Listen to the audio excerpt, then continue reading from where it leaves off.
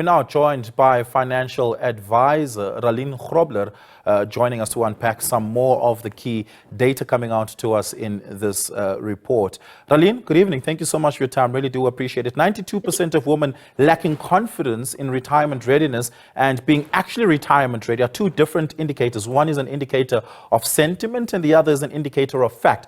How many women are actually retirement ready when they reach retirement age in South Africa? Oliver, thanks for the opportunity and good evening, listeners. If you look at the amount of people in general, not just women, that's not financially ready to retire, it's more than 90%.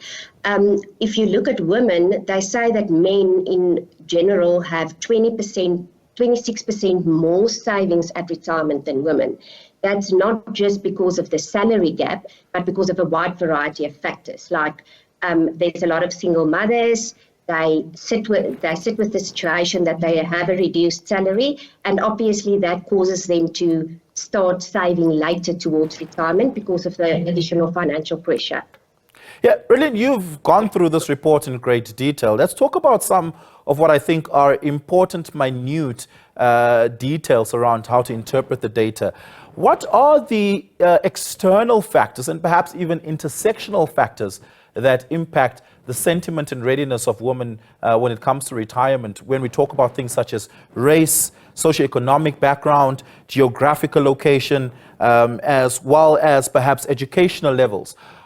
How much of those factors play a role in women's retirement readiness, both from a sentiment perspective, but also from a empirical perspective? Oliver, I think all of these factors obviously play a role. Women in general, because there is a perception specifically in South Africa that women is the stay-at-home mom that must look after the children and make the food. So obviously men can start earlier to start saving for retirement. Women in generally, because they stay at home, they mom, a lot of them are single parents, so it doesn't always give them the option to start earlier. But it's never too late. Rather late than never. It is just something that everybody have to cope with as they go along. But it's all of these factors that you mentioned has got an impact on the retirement savings. Yeah.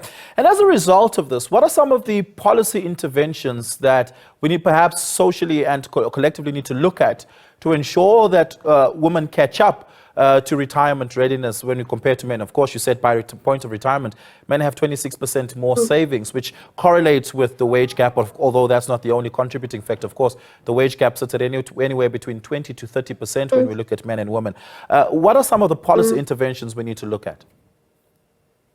I think the first step to enable women to start saving earlier is for them to realize that they have to save. It's a misconception that it's too late. It can make it more difficult to save enough for retirement, but it's never too late. So I think that's the first step in saving towards retirement, is to realize that it is never too late to start saving. So to save for retirement is just as important. It should be a part of your budget. Like water and electricity is important to pay. Your rent is important to pay. Your bond is important to pay. Retirement funding shouldn't be any different. It should be just as important as all the other expenses you've got. So as soon as you start at the point to realize that I've got to do this, that's the most important starting point of the whole start saving for retirement discussion. Yeah. About 43%, as you've mentioned earlier, of households in South Africa are women-led households. Do we know if there's a noticeable difference between women who are in a single woman-led household, women who come from a dual income household, women who are married versus women who are unmarried? Do we know if there's a difference in whether those conditionalities play out in their retirement readiness? I don't have statistics in front of me, but it will definitely have an impact, because if you are a single mom with the additional financial pressure, it's obviously going to prohibit you to start saving towards retirement.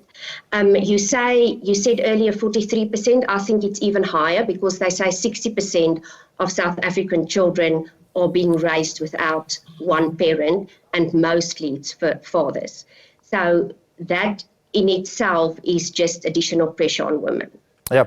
Ralene, thank you so much for your time. Really do appreciate it. Ralene Grobler is a financial advisor, giving us some of her insights and then helping us unpack some of the key data points coming from this report.